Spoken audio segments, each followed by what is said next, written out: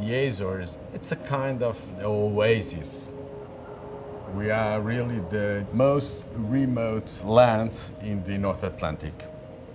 Geologically and oceanographically, it's a complex region, and this complexity gives you the uniqueness of this region. I'm Filipe Mora Porteiro. I'm a Portuguese from the Azores, and I'm a marine biologist. I'm working on the deep sea research team, looking for deep water corals and sponges, and on the pelagic team on the acoustics of deep scattering layers of midwater fishes.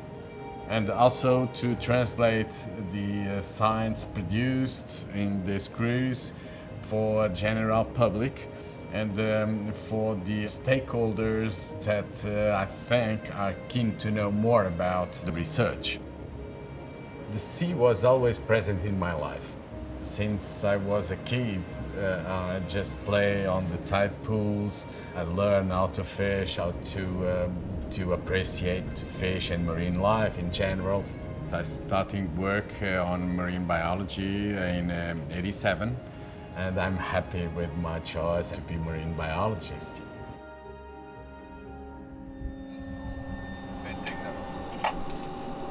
En zo, dat is een deerwind nu. Princesa Alice and Banco João de Castro both are really important seamounts. Because of their topography, they were right spots for both scientific teams we have on board.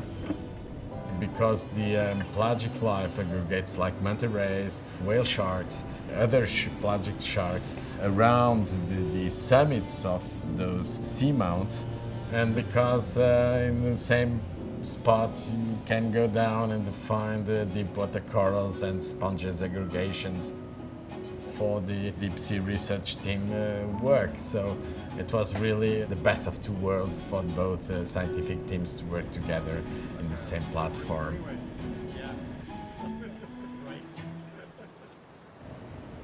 The Azores archipelago, it's quite remote. It is located in the triple junction of three tectonic plates, the American, Eurasian and African ones, and also it's an archipelago generated by the Mid-Atlantic Ridge. This geological context makes the Azores unique. You have abyssal plains, you have the islands, the seamounts, the vent fields. So you have a panoply of ecosystems concentrated in a small geographic area. On the top of that, it's an ecotone. It means that the Azores, it's between two biomes. To the south, you have the subtropical waters. To the north, you have temperate waters, which are separated by the Azores current. Those water masses have different faunas. And here in the Azores, those faunas mix together. So this is really a crossroad, the ecological crossroad. We are small, about 250,000 people. We have a huge economic exclusive zone. It's about 1 million square kilometers around the islands, but less than 1% is shallower than 600 meters. We are working now, the government of the Azores, developing the marine protected areas network in the Azores to reach 30% coverage of the exclusive economic zone as soon as possible. Marine protected areas is a tool, but there are many other tools that should be implemented as well. For example, if you do marine protected areas and if you don't decrease the fishing effort, you are going to increase the fishing effort elsewhere and depleting the stocks elsewhere.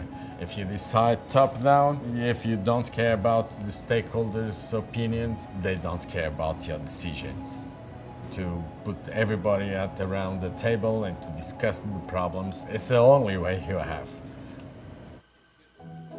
I think science is the main tool that humankind has to solve the huge problems we are facing.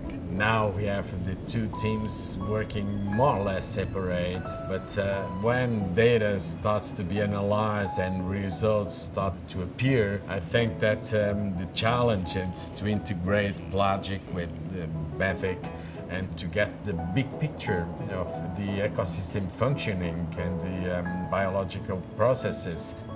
We create boxes where we put things to understand better the world, but the world has no boxes at all. It's a complex ecosystem and everything is interrelated.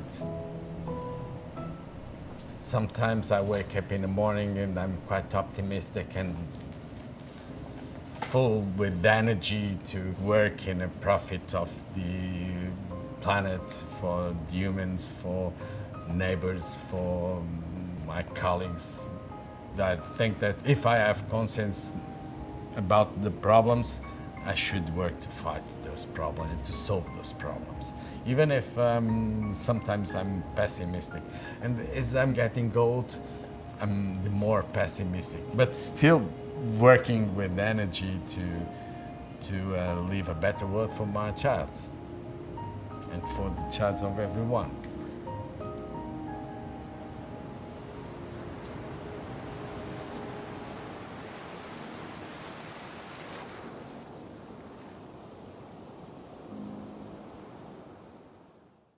So, Allison, you are with Foreign Policy.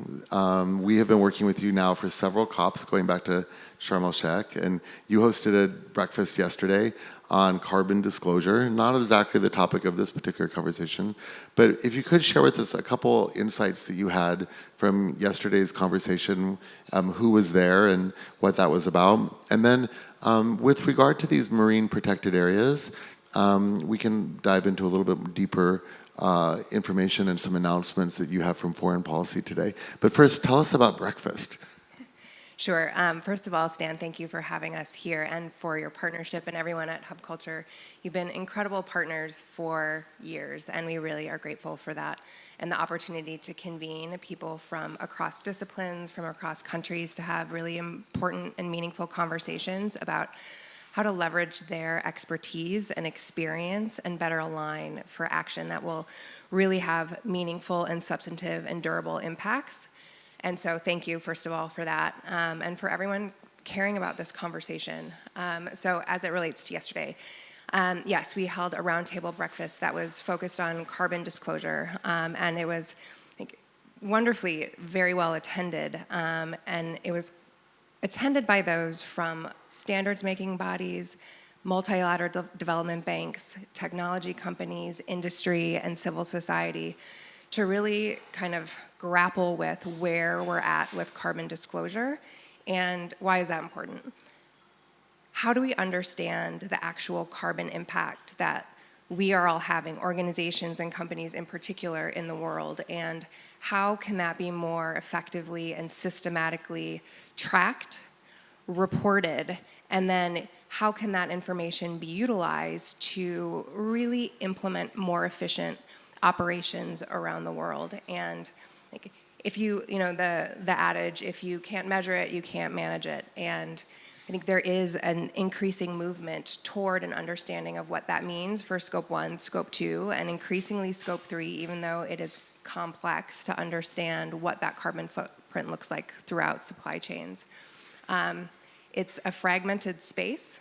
There's a lot of policy work in this area, requirements from the EU, the US as well, which are set to evolve, but there's momentum moving forward to understand this.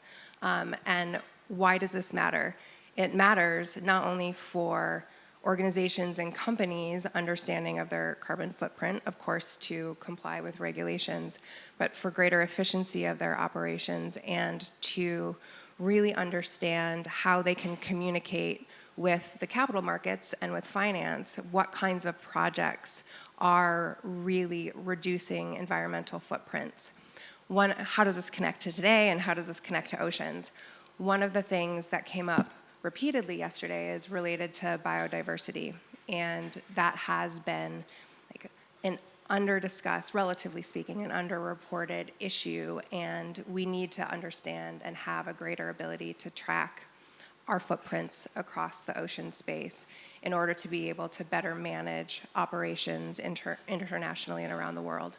It was an incredibly productive and useful conversation, and just illustrative that there's a lot more work to do, but an incredible momentum from those who are engaged in that space. And there's a kind of stepping stone link from carbon disclosure in the kind of human realm to marine protected areas, because one of the really interesting areas within these MPAs is that one of the major funding mechanisms for MPAs is turning out to be this kind of blue bond, blue carbon kind of economy that we all hope is going to be emerging, or that certainly everyone is talking about. And that requires some level of disclosure around reporting for how a carbon sink is, how a marine protected area is performing as a carbon sink, or just the actual results that the MPA is producing, increased, fisheries, or just the data that's coming out of these things. And so one of the things that we're hearing about quite often from stakeholders is that there's this kind of data opportunity that comes from the marine protected layer, and it becomes part of the value chain. You can think of it like an ocean value chain. You have a supply chain for with the way a company works, but the ocean value chain is also something that is almost a parallel thing, and that is often emanating in its best, purest form from an MPA.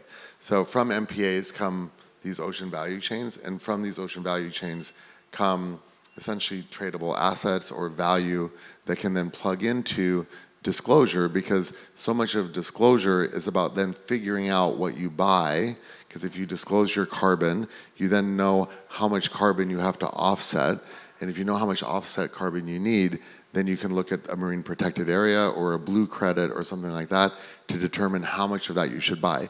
So there's like a really consequential direct link between figuring out how much you owe on carbon disclosure, and then the ability for that to turn into direct funding for a marine protected area.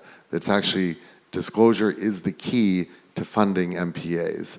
So that's the kind of link that I think we want to get to here. Yeah, absolutely, and you articulated that very well. Excuse me. And I think it is really important to demonstrate that disclosure throughout the value chain to the end product level, as you're saying. And I appreciate the reference to the blue bonds. I think there are a lot of interesting examples about that kind of innovative finance. Imperfect in some ways, sure, but innovative and important in the collaborations that can be had with organizations like the USDFC, for example, and the Nature Conservancy, who have been working to develop innovative financing for conservation areas and marine protected areas, recognizing that there is an opportunity there and there really needs to be investment in this space for the protection of oceans and also for the protection of livelihoods. And I think that's where there's an important link between end products and lives and livelihoods. And how do we make all of this actionable on the ground? And how do marine protected areas really relate to the Azores and also other local economies around the world that are absolutely dependent on the marine ecosystem for their livelihoods? And I think there's often this tension or perceived tension between conservation and economic production and livelihood. And that is true in a lot of cases, but also problematic as we think about conservation going forward and the strategies, the programs, and the mechanisms that need to be put in place that do both, that really preserve and conserve marine ecosystems for livelihoods and for people who absolutely depend on fishing to feed their families, for their local businesses, for export markets.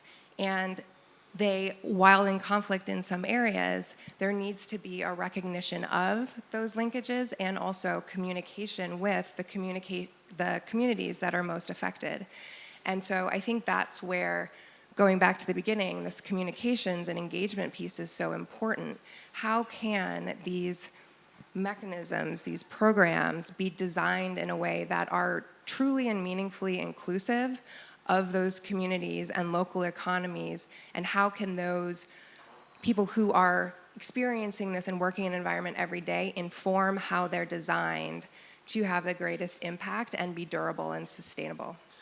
You know, Allison, I know that you've been in touch with several ministers from countries. Foreign policy itself is in many ways a voice for the kind of emerging zeitgeist within foreign relations, and it has been for over a generation.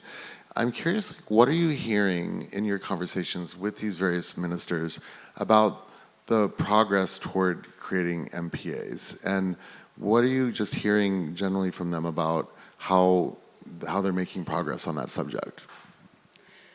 I think there's definitely optimism, but also a recognition that a lot more needs to be done, and also stories need to be told in ways that resonate with policymakers, and those dots need to be connected in terms of the economic implications, the social implications, and frankly, the security implications of these protected areas, and making sure that the communities and economies at the local level are being safeguarded as well as we're safeguarding the marine protected areas. I think there's a lot of discussion around EEZs, the exclusive economic zones, and the dimensions around that, and how to make sure that the different stakeholders and parties are contributing to the discussion and negotiation of those zones and protection of them, because they continue to be under pressure. I think the evolution of this space and the pressures that are evolving from climate change. So I'm sure it's been discussed before today, but by the end of the century, about half of the world's fish populations are expected to migrate because of climate change. That is really affecting all of those who are dependent on those fisheries for their livelihoods. That's a structural shift in local economies, and also a source of tension. And so we think about the geopolitical implications of this, the sovereignty implications of this. Those are multidimensional, geoeconomic, geostrategic, and real sustainable development conversations that are complex, they're hard, but they absolutely need to be had. And it's a long-winded answer to your question, but what we're hearing is that people in different levels of decision-making authority need to understand the multifaceted, multidimensional nature of this challenge and the linkages, and how each one of us in our own respective decision-making positions have a role to play in designing what can be and absolutely needs to be a more sustainable path forward. Yeah, I mean, that reminds me of, that was quite surprising to me, the number about fish migration, but it reminds me of the story last summer in Alaska, where I still think about this and cringe, but the Alaska economy lost 80% of the Alaskan snow crab population overnight, and they couldn't figure out why, and so they sent scientists into the water to the areas where these snow crabs live, and they realized that they all left. They just walked off. But the problem is that they walked off a continental shelf. So they were in shallow water, and they were trying to get to deeper, colder water, and they fell off the edge of the ledge. And so they lost 80% of all the snow crab in about 2 weeks last year in Alaska.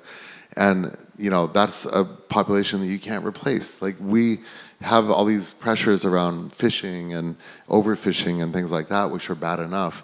But when climate change causes entire populations to move, there are changes. And in that particular sad instance, they walked off a cliff.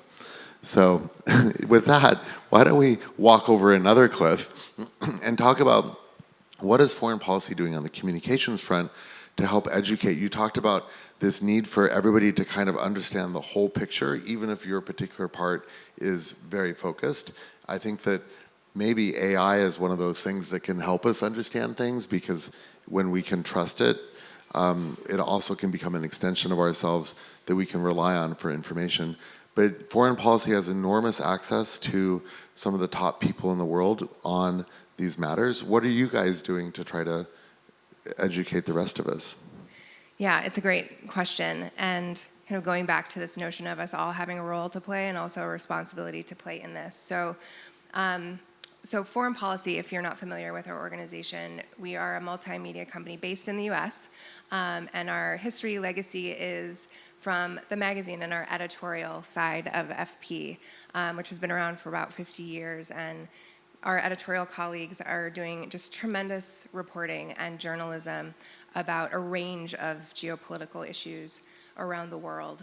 We also have different divisions that focus on and leverage sort of different skill sets, including our analytics division, which I lead. It's the research division within foreign policy, a mini think tank of sorts. We have our events team as well, which is bringing together different leaders, practitioners, decision makers, those who are working on these issues and have great and deep expertise that needs to be brought to bear and harnessed in a room to understand, what challenges are you facing, what more can be done. And then our podcast team as well. And they are masterful at really elevating lived experience and the stories of those who are, on the front lines of, in this case, oceans and lives and livelihoods. And I'll talk a little bit more about that in a second.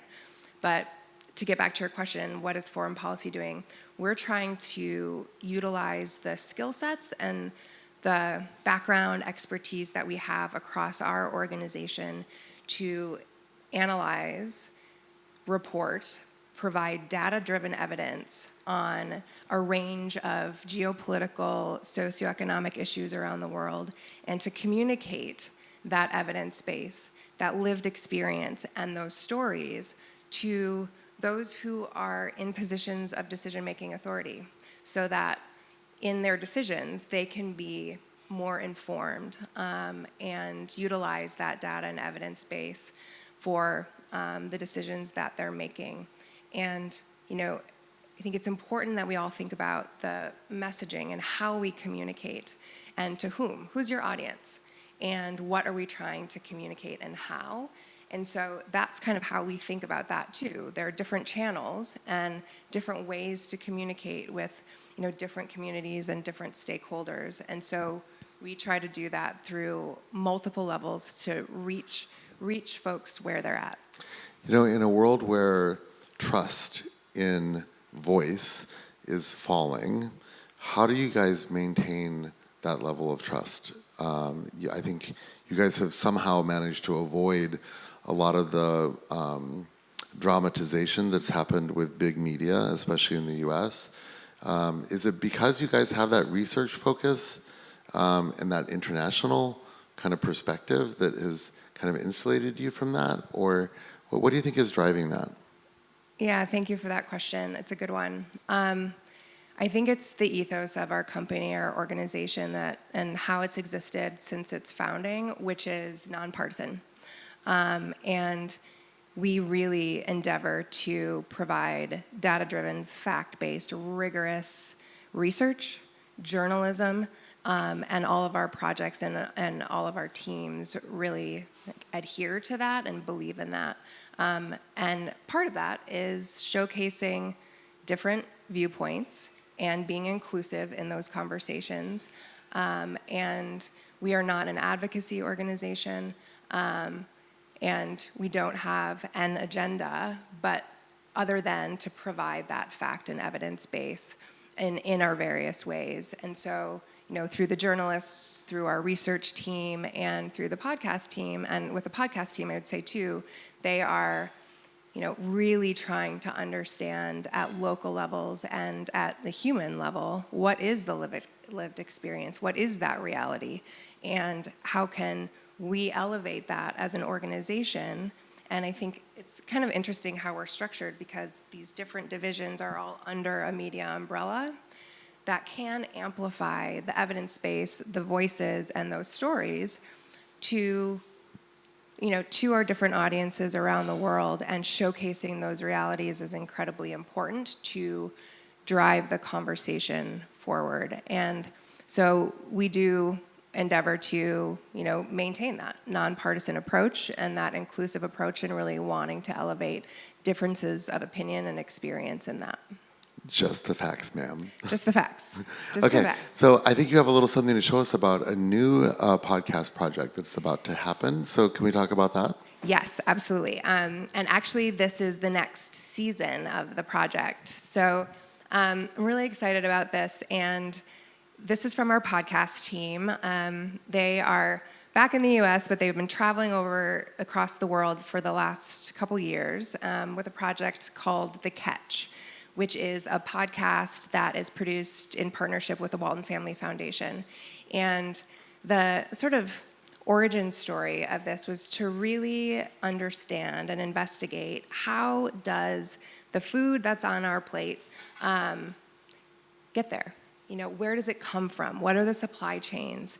And what are the stories of those people along the way that are making that happen? And how can we all be involved in the sustainability of those supply chains? And so what the podcast does, showcases communities around the world, and recently launched season 4 of the podcast, and would really invite everyone to tune in, check out the episodes. You can download it, it's free. Where do you get it? Do you get it on foreignpolicy.com? Yep.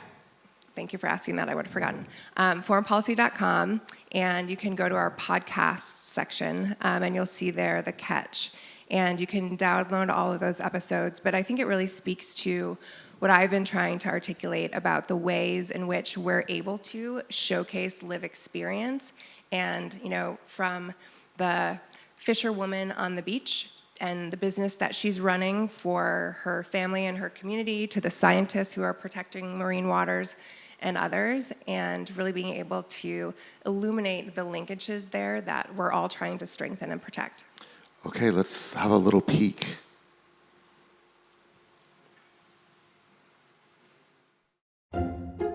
For thousands of years, the codfish in the Norwegian Arctic has led a very predictable life.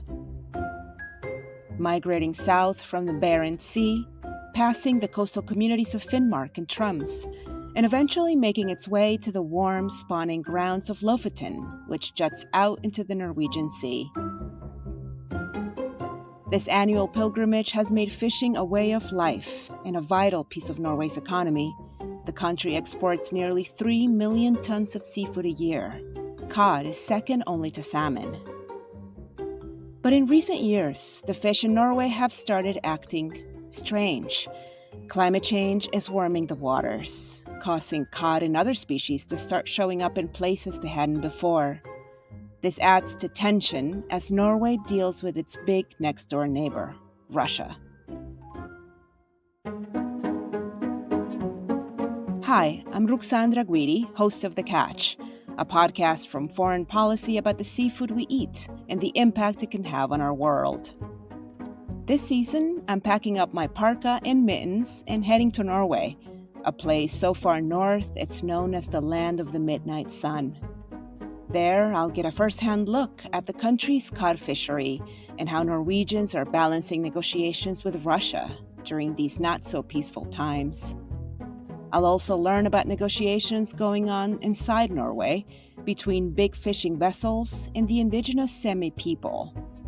As always, I'll be speaking directly with stakeholders, ranging from conservationists to politicians, to commercial and local fishers, on what this all means for their lives and livelihoods. And we'll see what Norway's handling of the cod situation says about fisheries in other parts of the world that are changing their migration patterns. That's all coming up on Season 3 of The Catch, coming to you in November.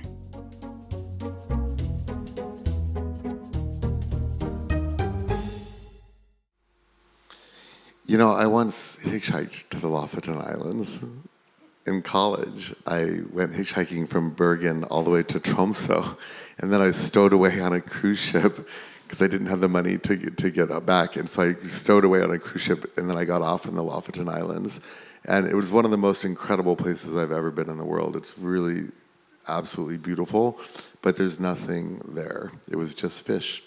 So that's amazing to see. I can't wait to listen to that podcast. Amazing. There isn't anything there but fish and Stan. Yeah, for a brief period of time. We had to play basketball because I had met some people in Tromsø, and then they went and invited me to their cousins who lived in Lofoten. So they're like, just go there, you can take the boat. And so I got on the boat and went there. And it was funny because they thought I would come with food, and I thought they would have food. And all they had was this kind of thin gruel, and I had like a candy bar and a Coke. But we did play basketball on the port, and the way that we played basketball was to nail a lampshade to a 2x4. And then we would play basketball, and every time we made a basket, we'd have to take down the pole and knock the basketball out. But it's one of the most incredible weeks of my life. So for foreign policy, any other final comments on marine protected areas that we can share with our group and our audience online before we go to our next conversation? Yeah, just to say, for all of you out there who are here in the room or anyone that's listening, if you would like to collaborate on this in any way, please do get in touch with us and reach out. As I mentioned, we have a number of initiatives underway, research, convenings, of course our podcast, and I think what we're learning and what we've known is that the only way that any of this will really be meaningfully and sustainably addressed is through collaboration, and we need to leverage that. And so we're asking for your partnership, and that would be and appreciate our partnership with Hub Culture as part of this as well. I think we're all working together for a common goal. And so thank you for your partnership and all the efforts that you have underway with the Ocean Climate Fund and how you're bringing incredible practitioners, actors, investors, and others around the table here to really drive a difference. So thank you. Thank you. And tune into foreignpolicy.com. We have some highlights from the hub here in Baku coming, particularly related to oceans and carbon disclosure and marine protected areas. That will be a highlight of our partnership with you. And we likewise so appreciate our partnership with you and the ability to work with such a fantastic organization, just leading the charge on facts, as we said. So thank you. Any questions on MPAs from our group? You have one? Hi, thank you so much. My name is Nika. I'm a youth climate activist from Canada. Not about MPAs, but you spoke about the fishermen and their livelihoods and how all the changes in the ocean are affecting that. And I was wondering if you have heard of them potentially switching jobs or what they're planning to do if this trend continues, right, that we've seen and spoken about today, that maybe fisheries might collapse. So that's my first question. And my second question is, in terms of ideas for the podcast, there's a octopus farm being planned for Spain. I don't know if you've heard of this, a commercial octopus farm. And there's a big movement against it, and there's a lot of talk about this recently, so that might be, I don't know if you've heard of this yet, but that might be a potential topic you could look into. Yes, thank you. Love that, and welcome any and all ideas. I think that's really helpful and I'll share that with our pod team as well. And you're absolutely right. These programs, investments, projects aren't straightforward, and they really require engagement at local levels between the developers, between communities, to understand what are the benefits, the risks, and the potential harms of projects. And I think it just underscores how important that engagement is, no pun intended, but upstream, as early as possible to engage on and communicate what the different motivating factors are, because no project or no investment is without impact, and trying to understand what those various impacts are and the degree to which they will affect local communities is absolutely vital. And so to your first question about risks to economic livelihoods, yes, I think there is, and this should go to our pod team who's been on the ground with communities, but you'll see in the episodes and also in some of the research that we've done, yes, there's trepidation and there's concern. I think whenever there's a disproportionate or predominant reliance on any industry, it's at risk should there be any sort of destabilizing factors. And when personal or individual and family income is reliant on that, or if local businesses, local industries are also reliant on that, if there aren't ways to adapt and ways to diversify, that is really worrisome and potentially problematic as it relates to their livelihoods over time. And so I think that does beg these questions of, as it relates to specific projects, what could potential impacts be, and what are ways to either mitigate adverse impacts or adapt to changes in ways that are, to the extent possible, proactive. And the only way that really they can be is with the inclusion of those on the ground whose businesses and livelihoods are being affected.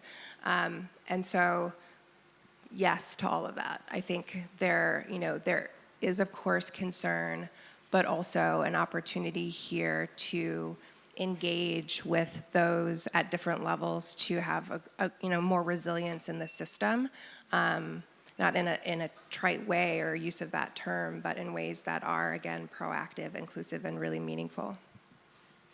Okay, thank you. Okay, well, guys, we have some lunch available, so we're gonna go to lunch now and enjoy a little bit of food and some more conversation. What I would like to ask is that as you move into this conversations with lunch, we'd like to give you a task, which is to think about governance. So marine protected areas in particular are a function of good governance because they require governance to be established, often or almost always at the governmental level. But outside of that 200-mile exclusionary zone, it's the high seas. And so from a people's governance standpoint, thinking about the high seas as a marine protected area where the people are working to do that protection, we'd like to challenge you guys to have that in your conversations over lunch, to be thinking about it. Later on today, we're going to be collecting some of that information from you digitally as the first inputs to our Ocean Hub, which we'll be showing you after lunch. So that's your task over lunch, is think about collective governance for the high seas. We're going to come back before our next session after lunch, and then we're going to digitize that. So enjoy lunch. We'll be back. For those of you watching online, we have the Wisdom Keepers this afternoon, as well as other topics of conversation before our final community session with the community partners of the Ocean Climate Fund, dialing in from around the world.